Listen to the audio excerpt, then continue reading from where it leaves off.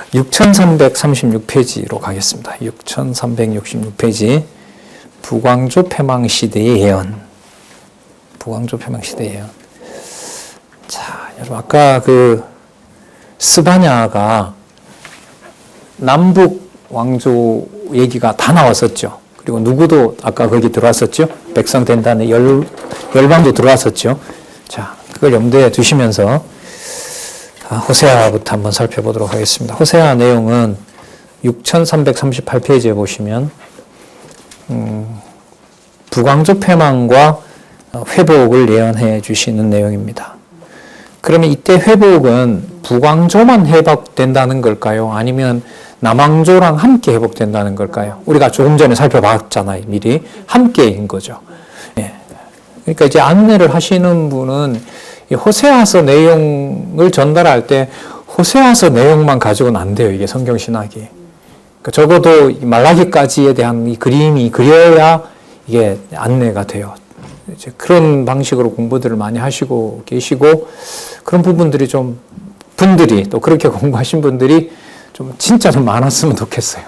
이 전달하시는 층들이 좀 그렇게 두텁게 좀 그렇게 같이 해갔으면 좋겠습니다. 자, 먼저 1장에서부터 3장에 보시면은 패망과 회복이 개가한 내용이 나오는데 패망과 회복이 가깝다는 말씀을 여러분에게 많이 드렸었어요. 그런데 회복이 나라가 좋아지는 거였어요. 우리 아까 살펴본 말씀에 의하면 여호와의 존재를 알려주는 거였어요. 우리 분명히 확인하고 또 지나가자고요. 여호와의 이름을 알려주는 거예요. 그러니까 우리 살펴봤지만은 예레미야에서 그 바벨론이 기금 전략을 굶겨 죽이는 작전을 폈을 때 예레미야 선지자에게 그 자식 고기를 입속에다 집어넣어 놓고 여호와의 일을 알려주겠다고 하시잖아요. 도저히 상상할 수가 없잖아요. 그죠? 진짜. 자, 보겠습니다. 1장 1절에서부터 5절을 보면 음부를 얻어 이스라엘을 낳고 북왕조의 패망을 예언하는 말씀이 나오는데요. 그게 왕이 여러 명 나오죠. 우시야, 요담, 아하스, 히스기야. 전체로 합하면은요. 한 100여 년 정도가 돼요. 이 전체 다 합하면은. 자, 그런데 여러분 여기 보면 히스기야 있죠. 여러분 히스기야 시대 때 북쪽 이스라엘이 망하거든요. 그럼 앞에 있는 세 왕은 유다 왕이긴 한데 이 유다 왕들과 히스기야를 이렇게 좀 나누어 보면 앞에 세 명은 북쪽 이스라엘이 망하기 전에 예언에 해당될 때 시기인 거고. 그죠? 우시야, 요담, 아하스는 히스기야 때 북쪽 이스라엘이 망했으니까 히스기야는 앞대 선대에 우시야, 요담, 아하스에게 약속했던 것을 우시야는 뭐 한 거고 이루어진 것을 확인한 거죠. 그러면 여러분 이 왕 4명의 의미가 어떤 의미가 있어요? 왜 4명의 왕을 이렇게 적어 놨겠어요? 왕 이름을 기억하라고 그러는 게 아니죠. 북쪽의 패망과 관련해서 봤을 때 내가 약속한 대로 어떻게 했다? 내가 패망시켰고 그리고 또 얘가 약속한 대로 회복시키겠다. 누가 하겠다? 내가 하겠다. 이걸 이제 강조하는 것이기 때문에 1장 1절에 나오는 우시야, 요담, 아하스, 히스기야에 이어 유다 왕이 된 시대, 곧 요아스의 아들 여로보암이 이스라엘 왕이 된 시대에 이렇게 같이 얘기를 하는 거예요. 이 여로보암 시대로 좀 지나야 되거든요. 그 여로보암은 히스기야보다 앞선 왕이에요. 아시겠어요? 그러면 이 여로보암이 있었을 당시는 우시야와 관계가 되거든요. 그런데 여러분 보세요. 그러니까 여로보암 왕하고요, 우시야 왕이 그 같은 시대에 있었기 때문에 남쪽에 우시야 왕이 있을 때 북쪽에 여로보암이 있었더라 이래도 돼요. 그 왕이 그때 있었구나. 근데 그 이후에 요담, 아하스, 히스기야를 왜 넣냐 말이죠. 왜 넣겠어요? 남쪽 유다에게 여호와께서 약속한 대로 뭐 하고 있다? 성취되었다는 사실을 히스기야에게 확증해 주려는 거예요. 안 그러면 남의 나라 왕 이걸 우리가 배워야 될 이유가 없는 거죠. 그야말로 의미를 모르게 되면. 자, 그래서 여로보암 시대가 우시야 시대하고 같은 시대에 였는데 요담, 아하스, 히스기야 시대를 지나면서 북쪽 이스라엘이 이제 망해가는 거죠. 언약한 대로 범죄가 더 심해지고 결국은 히스기야 때 와서 망하게 되는 그런 일들이 벌어지게 됩니다. 자,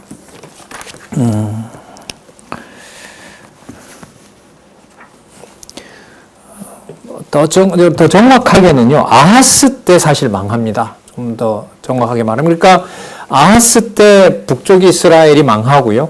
히스기야 때 아하스, 사네림이라는 왕이, 살만네셀이라는 왕이 망하게 하고, 또 한 왕이 있었죠. 그 왕이 랍사게를 보내서 히스기야를 조롱하잖아요. 히스기야, 너 여호와가 뭔 소용이 있는 줄 아느냐. 우리가 이렇게 정복해 오는 동안 어느 나라가 살아남았느냐. 그러니까 여호와가 남쪽 유다를 지켜준다는 말을 백성들은 속지 말라. 그걸 유다 말로 랍사게가 와서 막 그렇게 퍼뜨리잖아요. 거기에 이제 히스기야가 편지를 놓고 여호와 하나님에게 보호를 구하게 되고 지켜주시기를 구하게 되고 이제 회복해주는 그렇게 되는 겁니다. 어쨌든 두 명의 왕일 경우에는 어쨌든 북쪽 이스라엘이 부패해서 망해가는 과정인 거고요. 남쪽 유다는 히스기야 기준으로 보면 이미 망해버린 북쪽 이스라엘을 보니까 남쪽 유다에 약속했던 것도 반드시 어떻게 된다? 이루어질 것이라는 것을 확증하게 되는 거죠. 그러니까 미래의 일을 확정하는 게 아니고요. 미래에 그런 일이 벌어질 때 그 일을 누가 한다는 게 더 중요해요. 여호와가 하신다는 게 중요해요. 그러니까 내일 무슨 일이 일어날까 우리가 갖는 관심은 그거잖아요. 오늘 이렇게 이제 예를 들면 투자를 했는데 이렇게 내가 오늘 공을 들였는데 내일 어떤 성과가 올까? 이게 우리가 바라는 기대치잖아요. 근데 지금 성경은 그걸 알려주는 것이 아니라 내일 이 일이 망하든 흥하든 그 일이 일어났을 때 누가 거기에 존재한다는 걸 알려주죠. 여호와께서 존재한다는 사실을 알려주는 거죠. 이게 신앙에 있어서 가야 될, 이렇게 맞춰야 될 방향이고 목표거든요. 예. 선지서는 이걸 너무너무 명확하게 보여주고 있어요. 자, 여러분 여기 보시면 2절에요. 2절에 여호와께서 비로소 호세아로 말씀하시니라. 이 비로소라는 말이 들어가니까요. 호세아를 불러놓고 말씀 안 하셨는가 봐요. 그러니까 이제 비로소가 여러분들 뭐냐면 처음으로 이런 말이거든요. 그 호세아를 선지자로 불러놓고 처음으로 이런 말을 하셨다는 거예요. 그러니까 이 비로소라는 말을 좀 살려서 말하면. 근데 첫 마디가 뭐냐면 창녀를 데려다가 아내를 삼으래요. 아멘 할까요? 왜 날 그런 일 시킵니까? 라고 할까요? 참 놀라운 계시죠. 왜? 음란한 아내를 취해서 자식을 낳으라고 얘기를 합니다. 예. 자, 그러면서 2장 끝에 보면, 2절 끝에 보면, 이 나라가 여호와를 떠나 크게 행음함이니라. 그러면 그 사건이 표적이 되네요. 맞죠? 그럼 음란한 여자를 데려다가 아이를 낳는다는 말은 음란한 어미가 낳는 음란한 자식이라는 거죠. 그리고 북쪽 이스라엘은 바로 그런 자라는 겁니다. 이 여로보암 2세 시대는요, 말씀을 지난번에 드렸지만 가장 강한 나라였어요. 그리고 정치적으로 포악한 일도 많이 벌어지지만 왕정으로 보면 북쪽 이스라엘을 봤을 때는 가장 안정된 국가가 운영될 때예요. 그럴 때 여호와께서 그 나라를 뭘로 규정해요? 음란한 나라로 규정을 해버리는 거예요. 그러면 보호하시겠다는 거예요? 멸망시키겠다는 거예요? 멸망시키겠다는 거죠. 그럼 이렇게 또 물어볼까요? 지금 우리가 소선지서 전체 지금 흘러가는 흐름으로 봤을 때 멸망시키는 것이 여러분 나쁜 건가요? 나쁜 게 아닌 건가요? 나쁜 게 아니에요. 왜요? 여호와 하나님께서 왕이 되셔서 우리 아까 하박국 3장에 스바냐 3장에 나왔던데도 이스라엘의 왕이 누가 되신다? 여호와가 되시기 때문에 인간적이고 육적이고 모형적인 것들을 전부 뭐 한다는 거죠? 쓸모없게 다 버린다는 거예요. 왜 쓸모없습니까? 라고 하면 말씀을 해줘야죠, 여호와께서. 그거 전부 더럽기 때문에 그렇다. 그래도 우리가 낳은 백성 아닙니까? 근데 그 백성 가지고는 안 된다, 이제는. 내가 계획했던 게 이게 아니다. 이게 아니다. 그럼 다 버리면 열방을 그러면 더 좋아하는 겁니까? 그것도 아니다. 열방이 함께 하지만 열방을 위한 것도 아니다. 그럼 누구를 위한 이 약속이었습니까? 그거 나를 위한 약속이었다. 나의 존재를 알리기 위한 약속이었기 때문에 패망이라고 하는 이것을 내가 선지자들을 통하여 알려주고 에스겔서 가지고 좀 설명을 하면 그때야 비로소 누구를 알게 된다? 여호와를 알게 된다. 나를 알게 된다. 그러면 여러분 조금 후에도 나옵니다. 곧 나올 거예요. 곧 나오는데요. 이사야서에도 보면 1장에 보면 여호와께서 아까 왕이 되신다고 했잖아요.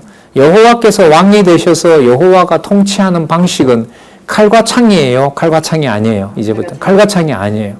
그러니까 이방인들이 서로 죽고 죽이고 하는 그런 방식은 여호와의 나라의 방식이 아닌 거예요. 더 이상. 그런 일이 일어나지만 그 일어나는 방식이 여호와가 준비해 놓은 나라가 아닌 거예요. 그리고 순수한 피를 이어가는 유대 중심의 나라도 아닌 거예요. 짐승 같은 열방이 벌어진 자들이 아니라 그 가운데 여호와의 이름을 부르는 자들이 있다는 거예요. 그러니까 자손 땅 통치 언약의 변하는 모습이 대충 바뀝니까? 근본적으로 바뀝니까? 그걸 우리가 뭐라 하냐면 모형에서 실체라 그래요. 그러니까 우리가 실체적이다라고 할 때는요. 여러분들과 제가 그 말을 쓸 때는 인간 세상에서 말할 수 있는 것들을 하나도 남겨놓지 않는다는 말로 쓰는 거예요. 선지서의 내용으로 보면. 그렇죠? 선지서에는 모형을 대충 이렇게 보수해서 실체로 쓰시겠다는 거예요? 아니죠. 그야말로 그 자녀 고기를 입속에 넣어버리겠다는 거예요. 그 무슨 대상이 진노와 저주의 대상인 거예요. 그건 더 이상. 그런 방식으로 안 만들겠다는 거예요. 여호와께서. 그래서 우리가 말로 그냥 모형 실체라고 하는데요. 선지서의 내용으로 들어가서 실체 개념을 쓸 때는 매우 엄격한 개념이 돼요. 그냥 대충 여기 있는 것도 보존하고 내 좋을 것도 대충 챙기면서 그렇게 여호와의 백성으로 살아가게 한다는 말이 아니거든요. 그게. 예. 그걸 누가 견디냐라고 당장 질문이 나오죠. 못 견디죠. 인간이 견딜 수가 없는 거예요. 자, 3절에 보시면은요. 고멜을 데려다가 이제 창녀죠. 창녀인 고멜을 데려다가 아들을 낳아요. 근데 아들을 낳았는데 이름이 뭐냐면 여호와께서 이름을 지어주죠. 4절에 보면 여호와께서 호세아에게 이르시되 그 이름을 이스라엘이라 하라. 이스라엘의 뜻이 두 가지라 그랬죠. 하나님께서 심으신다는 말도 되고요. 엘이라는 말이 여호와라는 그러니까 하나님이라는 말이거든요. 그러니까 뒤에서부터 이렇게 해석을 하면 하나님께서 심으신다는 말도 되고요. 하나님께서 흩으신다는 말도 돼요. 그러면 이 이스라엘이라는 말 속에는 선지서 주제가 담겨 있는 거죠. 뭐 하는 것과 뭐 하는 게 다 담겨 있으니까 흩으신다는 것도 들어있고 모으신다는 것도 들어있기 때문에 그래서 나중에 보면 로루하마가 태어나잖아요. 그 루하마라는 말은 여호와께서 떠났다. 여호와의 긍휼이 더 이상 존재하지 않는다. 라는 건데 앞에 로를 떼버려요. 로가 영어로 말하면 not이거든요. 아니다라는 거잖아요. 이제 긍휼이 있게 된다. 너희는 내 백성이다. 그렇게 이름을 바꿔버리는 거예요. 그러면 아까 얘기했던 대로 이스라엘이라는 말 두 가지 다를 이루시는 거죠.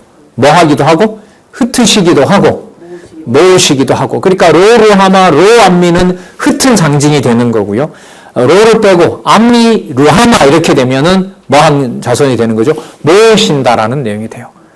놀랍지 않아요? 이게 여러분 이제 이사야 예레미 나중에 또 정리하겠습니다만은 이사야 예레미야 에스겔 다니엘서까지 왔던 내용들을 모두 담고 호세아서 1장이 시작이 되는 거예요.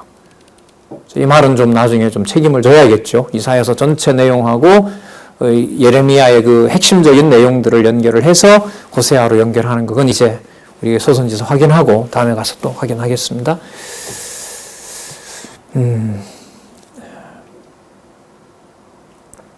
4절에 보면 그 예후 가문을 없애겠다는 말이 나오죠. 4대가 이어지는 가문이에요. 그 북이스라엘은 가장 오래 그 지속했던 집이 바로 예후 집이거든요. 그걸 이제 여호와께서 없앤다고 얘기를 합니다. 자, 아까 이스라엘 의미를 말씀을 드렸고요. 7절 보시기 바랍니다. 7절. 자, 로암미, 로루하마 다 태어났어요. 자, 7절. 무슨 내용이 나오죠? 그러나 나오죠. 그러나. 그러니까 앞부분에는 이스라엘의 의미로 보면 흩어버리겠다는 의미의 내용이라면, 자, 7절에 그러나라는 말은 뭐냐면 모으시겠다는 의미와 연관이 돼요. 내가 유다 족속을 뭐라 그러죠? 긍휼히 여겨, 이렇게 나오죠. 예, 긍휼히가 여러분 루하마예요. 루하마. 자, 긍휼히 여겨 아니다. 긍휼히 여겨 저희 하나님 여호와로 뭐 하겠고 구원하겠고, 그 다음 보세요. 활과 칼이나 전쟁이나 말과 마병으로 구원하지 아니하리라. 이사야 2장 4절에 나옵니다. 이사야 2장 4절에 나오고요. 좀 의미가 있는 듯해서 찾아봤는데 요엘 3장 10절에 나오고요. 여기 있죠? 요엘 3장. 아까 요엘이 제가 1장만 있다고 했는데 뭐라 하시더라고요. 자꾸 실수한다고. 1장, 2장, 3장까지 있어요. 3장까지 있으니까 여기에 이제 요엘 3장 10절에 가면 요엘 그러니까 결론이죠. 요엘 3장 부분에 가면 칼과 활이 아니라 그게 없는 그것으로 구원하는 것이 아니라 여호와의 능력으로, 여호와의 말씀으로 그 진리의 성읍이 된다는 말씀이 나와요. 진리의 성읍 이러면 우리 지난 시간에 살펴봤던 말라기 4장 3절인가요? 혹시 기억나세요? 모세가 출애굽해서 모세에게 내가 뭘 줬던 걸 기억해라? 율법을 줬던 걸 기억해라. 그게 이제 여호와께서 의도하시는 실체적인 나라의 아주 중요한 부분인 거죠. 그러니까 이 나라는 활과 칼로 전쟁을 하면서 정복하는 나라가 아니고 뭐가 대신 하는 거죠? 진리가 전파되는 거죠. 근데 아까 진리 전파를 우리가 한다 그랬어요. 여호와께서 이방인의 입술까지 여호와가 그 말씀을 담아준다 그랬어요. 여호와의 말씀을 입에 담아준다고 얘기를 하셨던 거죠. 그게 여러분 이렇게 자꾸 붙어야 돼요. 이런 그림자와 그 모형이 이렇게 기억이 나면서 그게 실체로 어떤 말씀으로 이루어질 것인지 예언이 확인이 되고, 그게 이제 복음서에 가서 그리스도의 말씀 속에서 탁 다가올 때 그건 이제 통일로 가는 거예요. 그러면 더 이상 이 지상에서 누려야 될 것은 존재하지 않게 됩니다. 이 성경 권위에 대한 모든 그 확증이 여러분들과 저의 일상생활을 지배한다고 한번 생각을 해보세요. 예. 너무너무 놀라운 사실이죠. 자, 7절. 그러나 내가 여기 읽었죠? 자, 미가 4장 3절에도 나와요. 이거. 활과 칼로 하지 않는다는 게요. 미가 4장 3절에도 나옵니다. 자, 그러니까 북쪽 이스라엘과 관련된 내용이 뭐로 끝나죠? 미가로 끝나죠? 그러니까 호세아에서부터 미가까지 일관되게 나오는 게 바로 뭐냐면 활과 칼과 전쟁의 방식으로 나라를 세우지 않겠다는 거예요. 이게 실체적인 나라인 거죠. 이미 어디에서요? 이사야서에서도 약속했던 거고요. 그래서 이사야서에 보면 65장인가요? 독사굴에 아기가 손을 넣어도 괜찮다고 하고, 나중에 천년왕국 회복과 직결되는 말씀이기도 하죠. 그래서 이름을 바꾸라고 하는데요. 8절에 고멜이 로르하마를 젖된 후에 잉태하여 아들을 낳음에 여호와께서 이르시되 그 이름을 로암미라 하라. 내 백성이 아니다 이런 뜻이에요. 이거는 내 백성이 아니요 나는 너희 하나님이 되지 아니할 것임이라. 그 다음 보시기 바랍니다. 그럼 다 죽이려고 그러느냐, 버리려고 그러느냐, 또 뭐가 나오죠? 여러분 접속사 그러나가 나오죠. 잘 보시기 바랍니다. 그러나 이스라엘 자손의 수가 바닷가에 모래같이 되어서 측량할 수 없고 셀 수도 없을 것이며, 이 창세기 아브라함에게 했던 약속이라고 보시면 돼요. 창세기 22장 32장 이런 부분에 나오죠. 내 백성이 아니란 그곳에서 저희에게 이르기를 너희는 살아계신 누구의 자녀라? 하나님의 자녀라 할 것이라. 여러분 그러면 아까 내 백성은 아니라고 해놓고 다시 또 셀 수 없이 내 백성을 만들겠다 이렇게 하잖아요. 그럼 여기서 이렇게 태어난 백성이 아니라면은, 태어난 백성이 아니면 다른 데 백성이 없는 거잖아요. 그럼 이스라엘 나라가 다른 데 있어요? 이거 말고 없어요. 이 약속을 받는, 이 저주의 약속을 받는 북쪽 이스라엘 외에 다른 어디 북쪽 이스라엘이 있어요? 없어요? 예? 아니, 어디에 있어요? 지도에 보면. 없어요. 그런데 왜냐하면 북쪽 이스라엘의 백성들이 백성이 아니라고 하면 다른 데서 백성을 데려올 수가 없어요. 왜? 거기는 이스라엘 자손이 아니기 때문에. 그러면 이게 말이 이해가 안 되잖아요.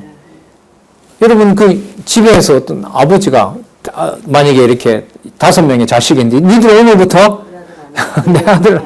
내 아들 아니야. 그런데 우리 가문이 번성할 거야. 그 말을 믿을까요? 안 믿을까요? 그 엄마는 머리 탁 굴려서 저 인간이 어디서 또 뭐 이렇게 될 거 아니에요? 어디에 숨겨놓은 자식이 있구나 이렇게 가잖아요. 그러면 여러분 지금 여호와께서는 지금 그렇게 말씀하시는 거예요. 지금 있는 백성은 내 백성이 아니다. 그런데 그러면 다 그래서 멸하겠다. 아수르를 불러다가 다 멸할 것이다. 그런데 내 나라의 내 백성은 뭐 한다? 차고 넘친다. 이거 어떻게 이해를 해요, 이걸? 여러분, 성령께서 잉태했다라고 하는 것은 누구의 능력으로 안 되는 게 아니라는 거죠. 인간의 능력으로 안 되는 거잖아요. 여러분, 창세기 강의, 제가 지방에 사는 강의에 보면 뭐 재밌는 내용 요즘 나왔잖아요. 아브라함이 75세에 나왔는데 100세에 이삭을 얻잖아요.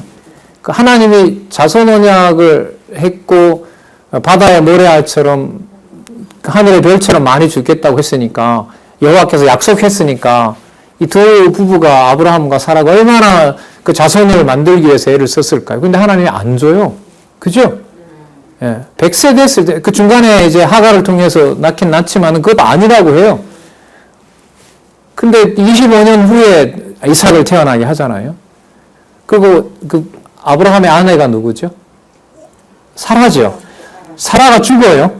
사라가 죽었는데 그때 하나님은 그두라라는 첩을 아브라함에게 줘서요. 6명인가 7명 애를 낳게 해요. 참 웃기지 않아요? 그럼 그걸 보면 아브라함이 자녀를 낳는다는 게 아니라는 걸 하나님 목적은 너무 분명한 거예요.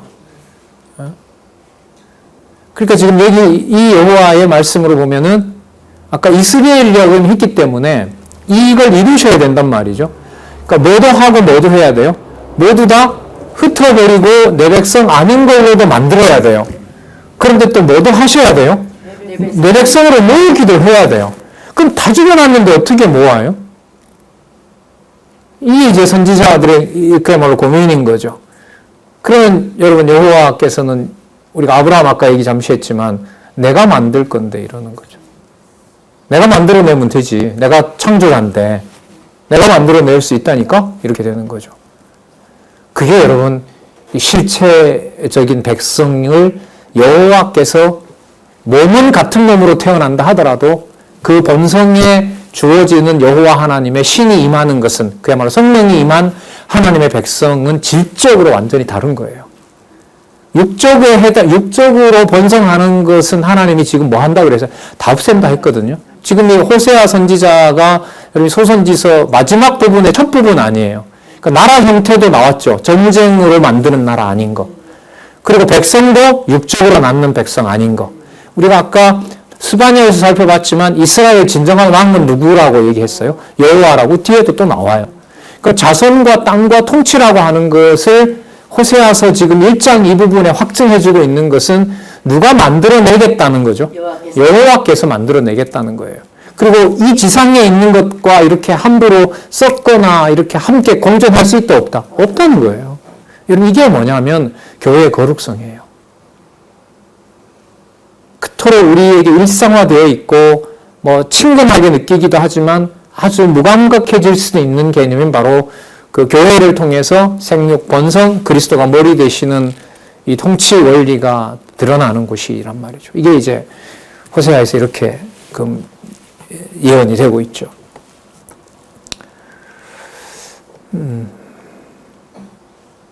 이스라엘 자손의 수가 바닷가의 모래같이 되어서 측량할 수도 없고 셀 수도 없을 것이며 전에 너희에게 이르기를 너희는 내 백성이 아니라 한 그곳에서 저희에게 이르기를 너희는 살아계신 하나님의 자녀라 할 것이라.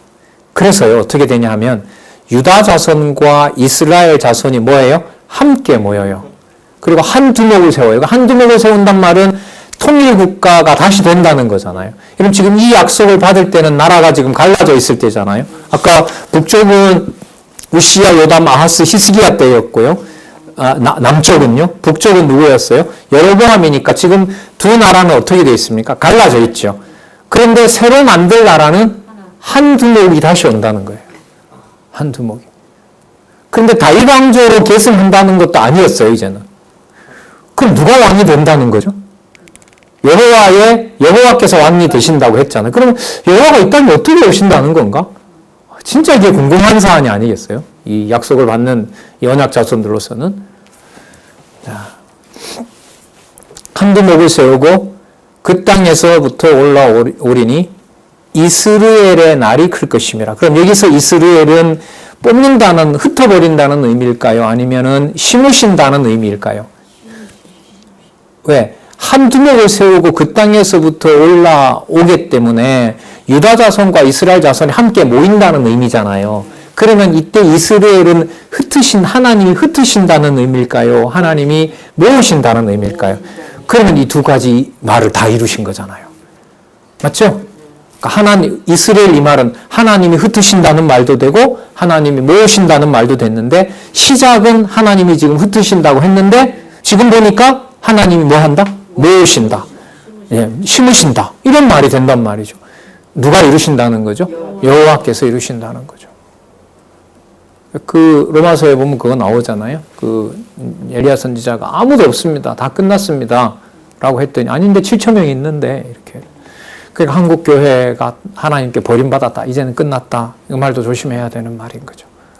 예, 한번 보시자고요. 어떤 방식으로.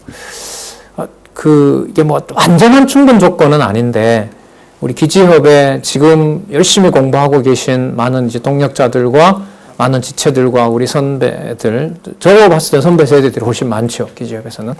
이분들이 이 말씀에 대해서 진짜 한 절 한 절까지 다 하나님의 말씀으로 이렇게 다 확증해서 여호와께서 해주셔야겠죠. 그렇게 해서 이 기지협이 온전한 그리스도의 통치의 모델을, 명령이 전혀 없지만은 진리의 말씀을 깨닫게 해서 성령께서 주관하시는 진짜 진리의 토대를 둔 교회, 그 교회를 하나님께서 만들어 주시는 과정에 있지 않나, 이런 소망을 많이 갖게 되거든요.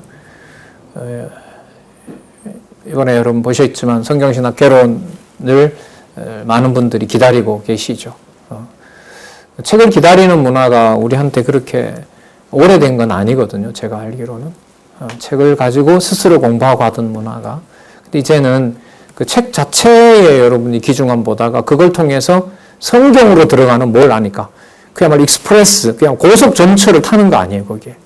다른 여러 잡다한 것을 수십 시간 보내도 안 노는데 그 책 몇 분만 읽어보면은 성경이 이런 거구나라는 걸 바로 직행을 시켜주기 때문에 그런 어떤 고대하는 심정으로 보고 계시잖아요.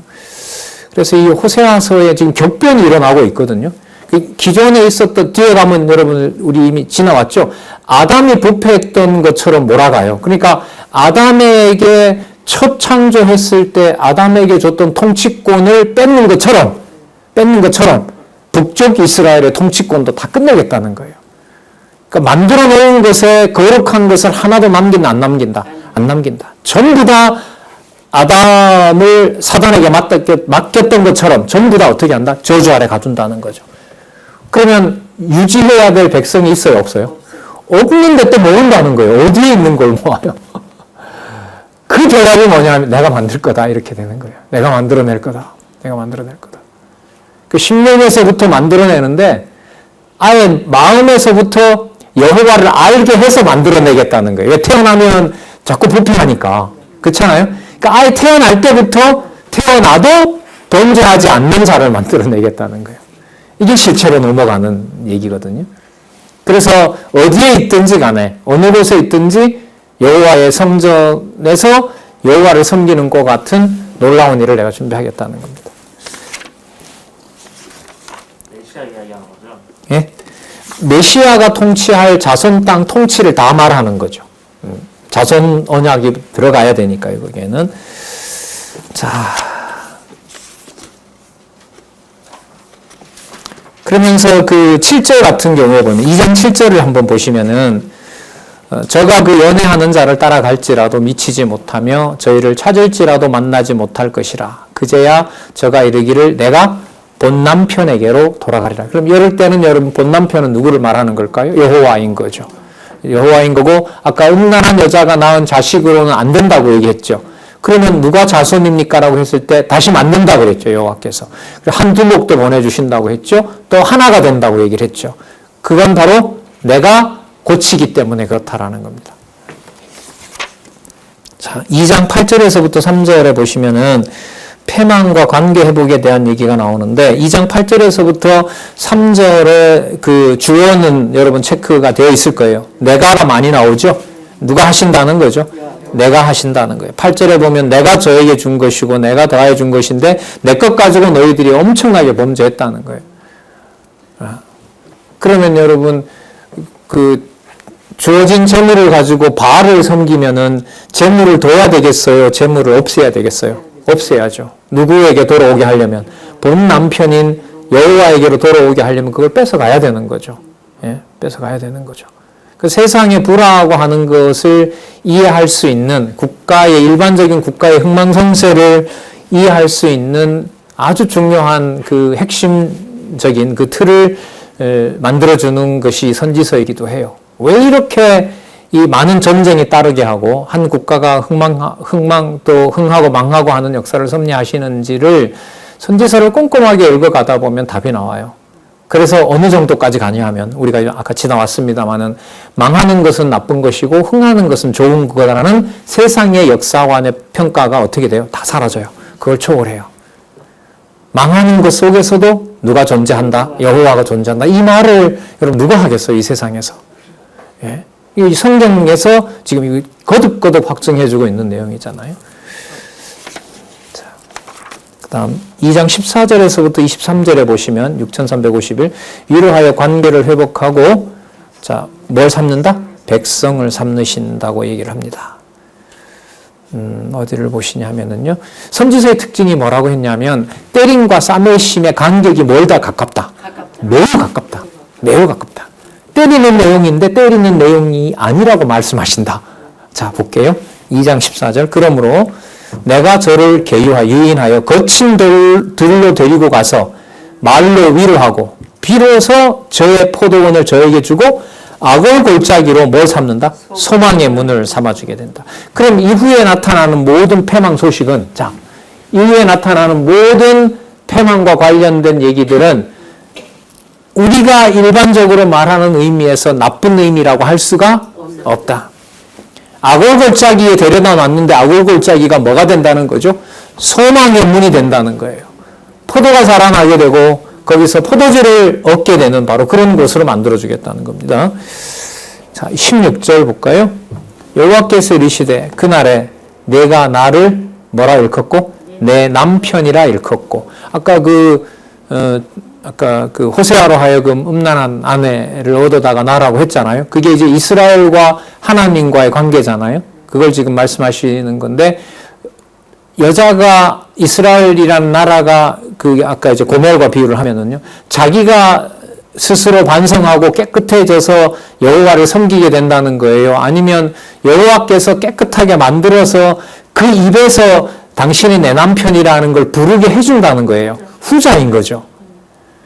신실하심과 주권성과 자비성이라는 걸 하나를 가지고 설명이 안 돼요. 그러니까 욥 시편 잠언 전도서 아가서가 얼마나 이게 바탕이 되는 줄 몰라요.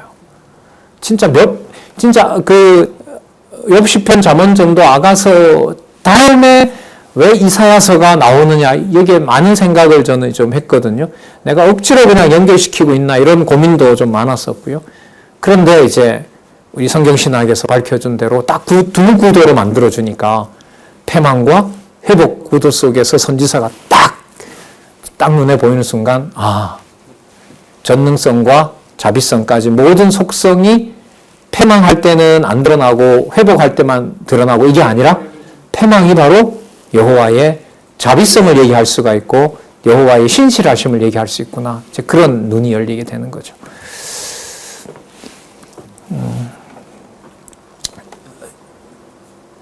8절 볼까요? 자, 바알 신들을 다 없애고요.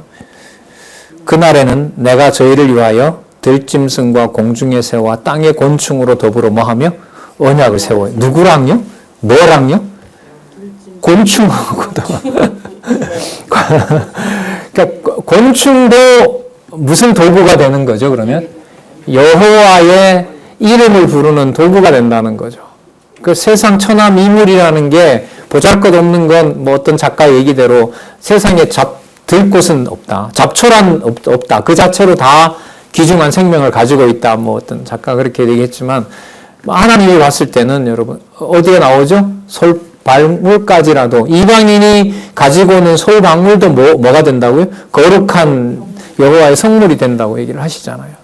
그럼 여러분 이방인의 삶인 우리에게 어떤 시간은 귀중한 거고 어떤 시간은 쓸모없는 거고 이 말이 될까요? 안 돼요.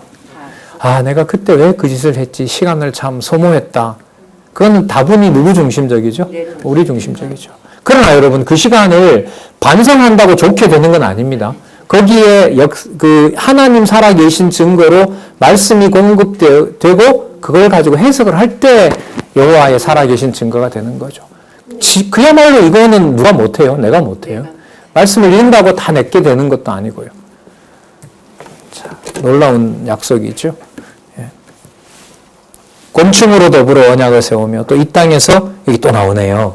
활과 칼을 꺾어 전쟁을 없이 하고 저희로 평안히 눕게 하리라. 그 다음 19절 진짜 복음입니다. 내가 네게 장가들어 영원히 살되 뭐 이런 아가서로 안 가도 이해가 충분히 되실 것 같아요. 내가 네게 장가들어 영원히 살되 어떤 일이 벌어지냐면 의와 공변됨과 은총과 긍휼이 여김으로 네게 장가들며 진실함으로 네게 장가들어 내가 누구를 알게 된다? 여호와를 알게 된다.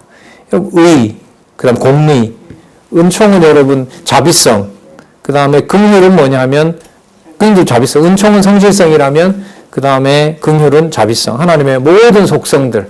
의와 공변됨이라는 게 심판과 좀 관계가 된다면은요, 긍휼과 은총은 뭐냐면 하나님의 그 회복하시는 거, 이렇게 의와 공변됨을 아까 이름으로 보면 이스라엘의 이름이 무슨 뜻이 있다 그랬죠? 흩어버린다는 얘기가 있었죠. 뽑아버린다는 얘기가 있었죠. 그 내용과 관련된 게 만약에 의와 공변됨이라면은 은총과 긍휼은 하나님이 뭐 해주신다? 모아주신다. 다시 불러 모아주신다. 이런 의미하고도 관계가 되겠죠. 그리고 장가들어 여호와의 이름을 알게 된다. 그러면서 또 놀라워요. 보면 이게 아담 언약하고 연관이 되는데 여호와께서 가라사대 그날에 내가 응답하리라.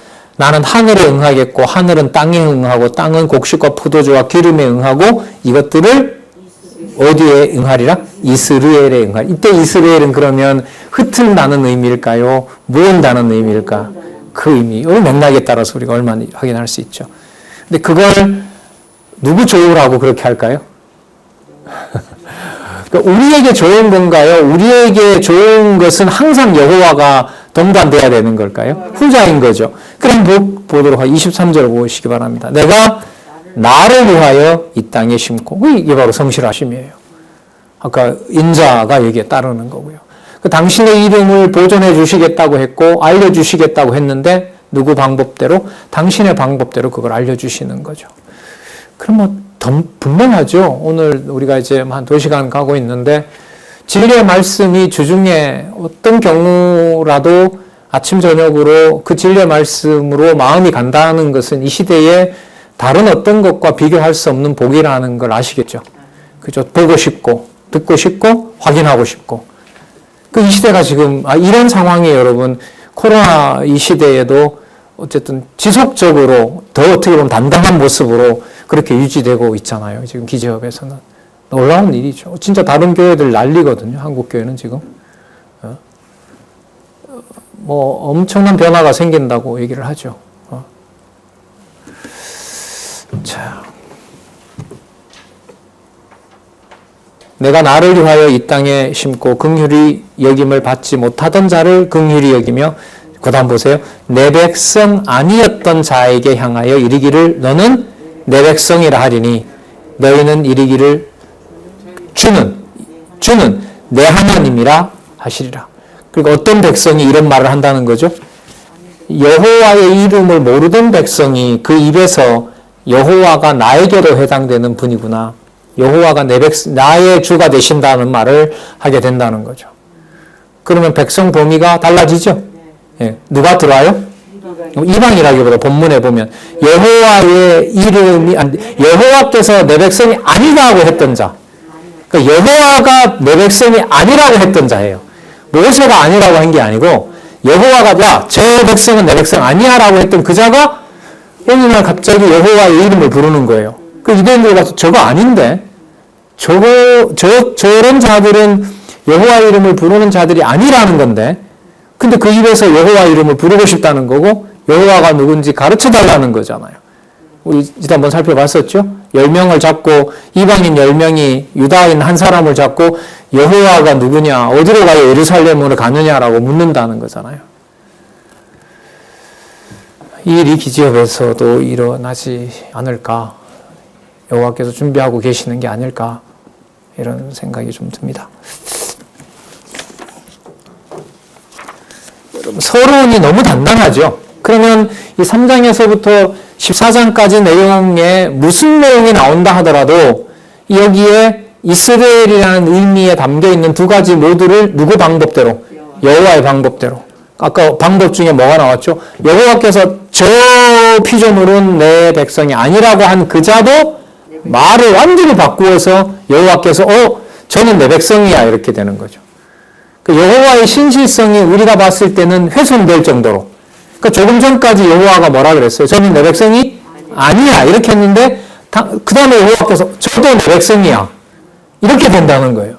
그 유대인들이 감당이 안 되는 거죠. 그러니까 그걸 여러분 논리적으로 설명을 할 수 있을까요? 못해요. 그래서 여러분 이 성경의 논리성이 사람이 자기 논리를 만드는 것으로 착각하시면 안 돼요. 제가 가장 위험한 인물이죠. 언어를 다루면서 언어의 논리적인 어떤 어떤 이 조합에서 많은 이 지적 만족을 누리거든요. 철학이라는 과목이. 논리학도 제가 공부를 좀 많이 했고, 가르치기도 했고. 그래서 이런 조합이 생길 때 참 이게 무서워요. 그런 면에서.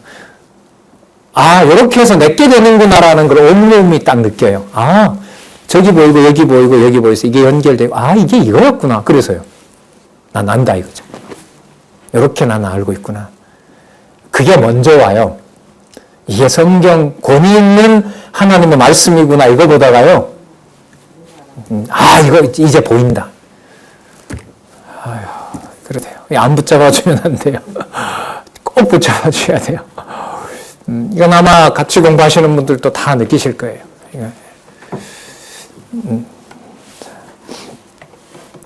그러면 있는 것들을 남겨두면 안 되겠죠. 모든 걸 다 없애도 돼요, 이제는? 조금은 남겨야 돼요? 다 없애야 돼요. 그러니까 완전히 하나님의 백성이 전부 아니다라는 지경까지 가야 돼요. 그래야 진짜 누구의 능력이 드러나요? 그게 지금 이 호세아서에서 지금 약속해 놓고 있는 바거든요. 그러면 말라기 내용하고도 관계되죠. 성전을 대충 보수 공사했었어요? 아니요. 다 없애야 돼요. 그게 나쁜 게 아니에요. 여호와께서 만들어내는 어떤 의미의 새로운 피조물, 새로운 자손을 위해서는 철저하게 망가뜨려야 돼요.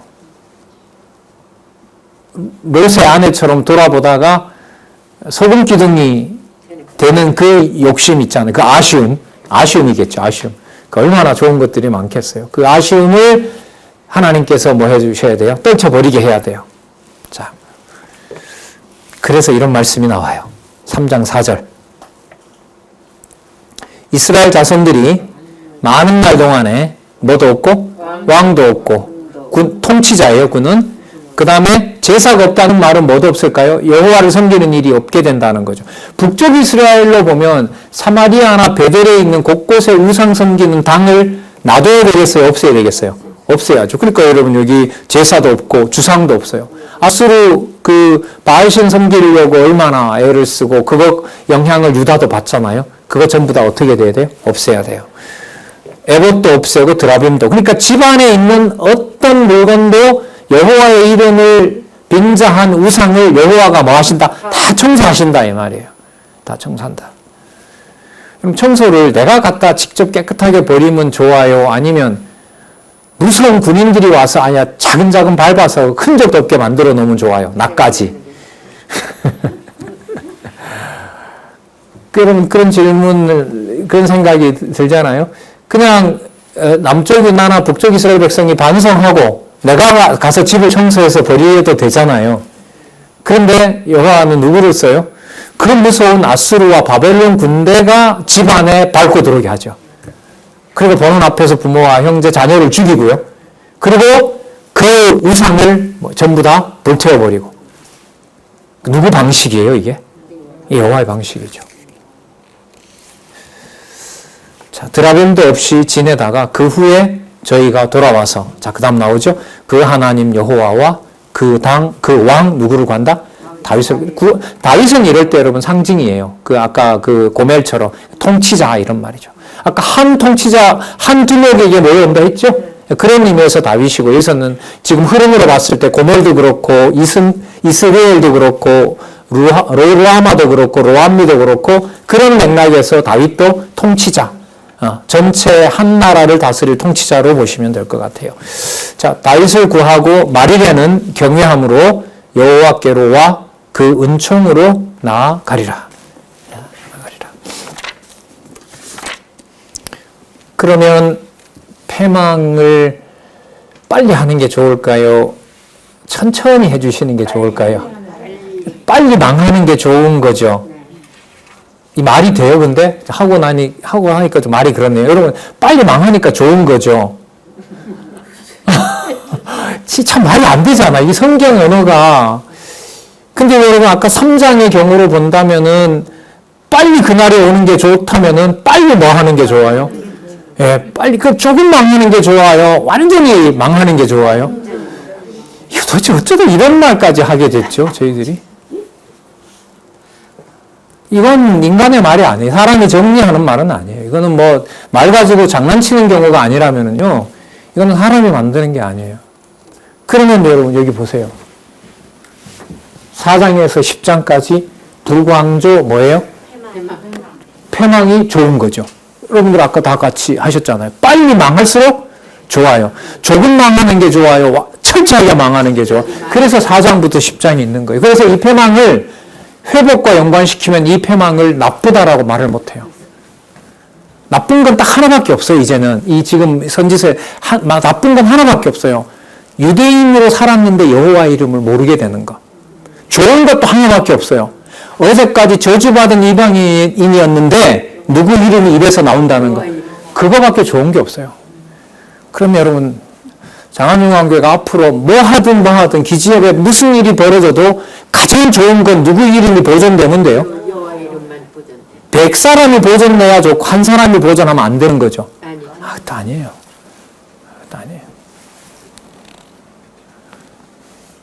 그래서 여러분 4장과 10장에 패망에 대한 내용들의 상세한 내용이 나오거든요. 제가 이 결론집을 좀 참조할게요. 4장에서 5장 패망 원인, 6장에서부터 8장 패망 과정, 9장에서부터 10장 패망 결과. 그러니까 확실하게 약속했던 대로 모두가 다 패망한다는 거예요. 이게 4장에서부터 10장이에요. 그러니까 2장과 3장 때문에 4장과 10장에 나타난 패망은 너무너무 좋은 패망이 돼요. 여러분, 그리스도가 십자가에 수치스럽게 죽으시는 게 좋은 일이에요? 나쁜 일이에요? 영광스러운 일이라고요? 연결이 되죠, 이게. 선지서에 바탕을 두게 되면 그리스도의 죽음이라는 내용을, 그리스도가 전하시는 내용을 보면 아버지께서 나와 행해 가시는 것이다. 내가 이 잔을 마셔야 된다. 그 말씀이 여러분 여기서 이제 정리가 되는 겁니다. 그래서 4장에서부터 5장까지 내용들은 그런 부분들만 좀 보도록 그렇게 하겠습니다. 4장 1절에서부터 19절 여호와를 버리고 우상을 섬긴 채로 멸할 것을 예언합니다. 빨리 우상 없애주셔야죠. 자, 5절을 한번 볼게요. 5절. 4절부터 보겠습니다. 그러나 아무 사람이든지 다투지 말며 책망하지도 말라. 내 백성이 제사장과 다투는 자 같이 되었음이니라. 이 제사장과 같이 다툰다라는 말은 뭐냐면 그 제사장들이 여러분 그 진리를 제대로 전합니까? 전하지 않습니까? 이 상황에 지금 전하지 않죠. 그러니까 각자 다 뭐 하는 거예요? 어떻게 하면 백성들로부터 그 재물을 가져온 걸 먼저 탈취할까? 그 생각만 하는 거예요. 그러니까 제사장들이 그러다 보니까 누구도 그래요? 모든 백성들이 전부 다 여호와라는 이름으로 말은 하지만 전부 뭐예요? 자기 욕심을 채우려고 하는 거죠. 그냥 두면 돼요? 없애야 돼요? 빨리 없애요. 빨리 청소해야죠. 자, 볼게요. 그래서 5절. 그래서 너는 낮에 거치겠고, 이건 백성들이겠죠. 낮에 넘어지게 되고, 너와 함께 있는 선지자는 밤에 거치리라. 그러니까 다 결국은 멸망시키겠다는 겁니다. 자, 그래서 내가 내 어미를 멸하리라. 여러분, 음란한 어미가 낳는 음란한 자석은 번성하는 게 좋아요? 아니면 빨리 다 없애는 게 좋아요? 그렇죠. 그걸 우리가 아까 회복과 관련해서 살펴본 거죠. 이걸 여러분 맥락을 떼고 이런 말 하면 진짜 이상한 것이 되죠. 이상한 집단이 되는 거예요, 이게. 이 말은 다르게 말하면 뭘까요? 성경은 누구 정서로 이루어 나갈 수가 없다? 인간의 정서로 안 된다. 그러니까 이게 권위예요. 성경의 신적 권위가 이런 걸 통해서도 알 수 있어요. 우리 정서로 이루어 나갈 수가 없다는 사실에서도.